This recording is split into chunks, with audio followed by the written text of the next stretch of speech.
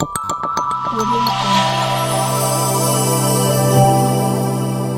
Jungle. ನಾನು ಭಾವಿಸಿಕೊಂಡಿದ್ದೇನೆ. ಅದಕ್ಕೆ ನಿಮ್ಮನ್ನ ನಮ್ಮ ಮಂತ್ರಿಗಳು ದೇವರ ಮಕ್ಕಳು ಅಂತ ಹೇಳಿ ಲಕ್ಷ್ಮೀ ಹೆಬ್ಬಾಳ್ಕರ್ ಅವರು ಕರೆದುದನ್ನು ನಾನು ಗಮನಿಸಿದ್ದೇನೆ. ನಿಮ್ಮೆಲ್ಲರೂ ಕೂಡ ಗಣಪತಿಯೇ ಸ್ಫೂರ್ತಿ. ಆನೆ ತಲೆ, ಒಂದು ದಂತ ಮುರಿದ ಜೋಗಳೆ, ಜೊಳ್ಳೆ ಹೊಟ್ಟೆ, ಎಲ್ಲದಕ್ಕೂ ಕೂಡ ವಿಘ್ನವನ್ನ ನಿವಾರಣೆ ಮಾಡಂತ ನಾಯಕ ವಿನಾಯಕ. ಆದ್ರಿಂದ ನಿಮ್ ಕೈಲಿ ಏನು ಸಾಧ್ಯ ಇಲ್ಲ ಅನ್ನೋದನ್ನ ಯಾರು ತಲೆಯಲ್ಲಿ ಇಟ್ಕೊಳಕ್ ಹೋಗ್ಬೇಡಿ.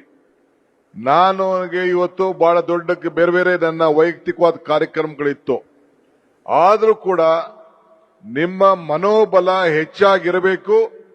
ನಿಮ್ ಕೈಲಿ ಎಲ್ಲ ಸಾಧನೆಗಳ ಮಾಡಲಿಕ್ಕೆ ಶಕ್ತಿ ಇದೆ. ನೀವು ದೇವರು ಕೊಟ್ಟಂತ ಈ ಒಂದು ಅವಕಾಶದಲ್ಲಿ ತಪ್ಪೋ ಕೆಟ್ಟೋ ನಿಮ್ಮ ಸಾಧನೆಗಳಲ್ಲಿ ಯಾವುದಕ್ಕೂ ಕೂಡ ಹಿಂದೆ ಹೋಗಬಾರದು.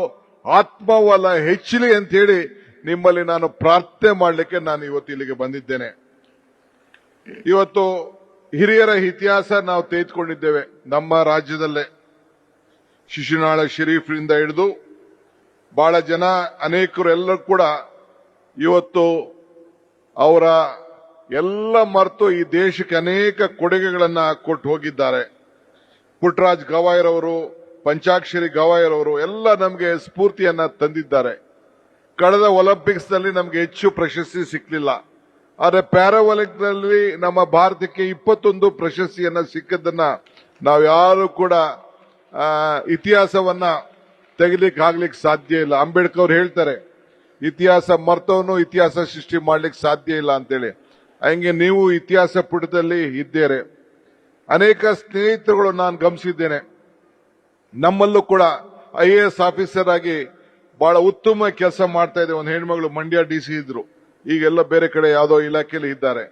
ಈಗ ಪ್ಯಾರಾ ಒಲಿಂಪಿಕ್ಸ್ ನಲ್ಲೂ ಕೂಡ ಒಬ್ರು ನಮ್ಮ ಕರ್ನಾಟಕ ರಾಜ್ಯದವರೇ ಪ್ಯಾರಾ ಒಲಿಂಪಿಕ್ಸ್ ನಲ್ಲಿ ಪ್ರಶಸ್ತಿಯನ್ನ ಪಡ್ಕೊಂಡದ್ದು ಕೂಡ ನಾವು ಮಾಡ್ಕೊಂಡಿದ್ದೇವೆ. ಈ ಚಿತ್ರಕಲೆ, ಸಾಹಿತ್ಯ, ಸಂಸ್ಕೃತಿ ಎಲ್ಲದರಲ್ಲೂ ಕೂಡ ತಾವು ಬಹಳ ಮುಂದಿರುವುದನ್ನೆಲ್ಲ ನಾವೆಲ್ಲ ಗಮನಿಸಿದ್ದೇವೆ.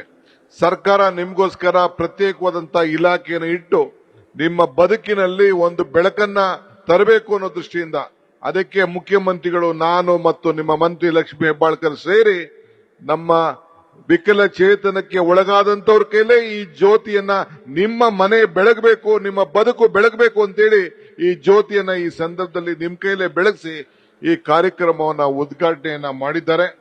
ಆದ್ರಿಂದ ನೀವು ಯಾವ ಕಾರಣಕ್ಕೂ ಧೈರ್ಯವನ್ನ ಕಳ್ಕೊಳ್ಬಾರದು.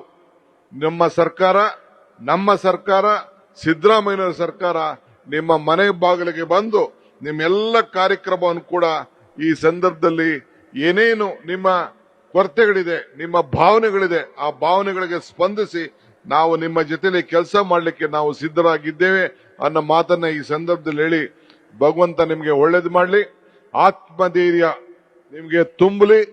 ನೀವು ಕೂಡ ಯಾರಿಗೂ ಕೂಡ ಸರಿಸಾಮಾನ್ಯರಲ್ಲ, ನಿಮ್ದೇನು ತಪ್ಪಿಲ್ಲ. ಭಗವಂತನ ಸೃಷ್ಟಿ ಇವತ್ತು ನಿಮ್ಗೆ ಒಂದು ದೊಡ್ಡ ಸವಾಲಾಗಿ ನೀವು ಸ್ವೀಕಾರವನ್ನು ಮಾಡಿ ಸಮಾಜದಲ್ಲಿ ನಿಮ್ ಕೈಲೂ ಕೂಡ ಎಲ್ಲ ಸಾಧನೆಗಳನ್ನು ಮಾಡಲಿಕ್ಕೆ ಶಕ್ತಿ ಇದೆ ಅಂತ ತೋರಿಸುವಂತ ಧೈರ್ಯ ನಿಮ್ಗೆ ಬರಲಿ ಅಂತೇಳಿ ಭಗವಂತನಲ್ಲಿ ಪ್ರಾರ್ಥನೆ ಮಾಡಿ ನಿಮ್ಮೆಲ್ಲರೂ ಕೂಡ ಶುಭ ಹಾರೈಸಿ ನನ್ನ ಮಾತನ್ನು ಮುಗಿಸ್ತೇನೆ. ಮತ್ತು ಲಕ್ಷ್ಮೀ ಹೆಬ್ಬಾಳ್ಕರ್ ಅವರು ನಿಮ್ಮ ಇಲಾಖೆಯ ಜವಾಬ್ದಾರಿಯನ್ನು ತೆಗೆದುಕೊಂಡಾದ್ಮೇಲೆ, ಮಕ್ಕಳ ಕಲ್ಯಾಣ ಮತ್ತು ನಿಮ್ಮ ಇಲಾಖೆಯ ಜವಾಬ್ದಾರಿ ತೆಗೆದುಕೊಂಡಾದ್ಮೇಲೆ ಒಂದು ಹೊಸ ರೂಪವನ್ನು ಕೊಡ್ಲಿಕ್ಕೆ ಹೊರಟಿದ್ದಾರೆ. ಅವರು ಕೂಡ ಈ ಸಂದರ್ಭದಲ್ಲಿ ಶುಭ ಹಾರೈಸಿ ನನ್ನ ಮಾತು ಮುಗಿಸ್ತೇನೆ. ಎಲ್ಲರಿಗೂ ನಮಸ್ಕಾರ.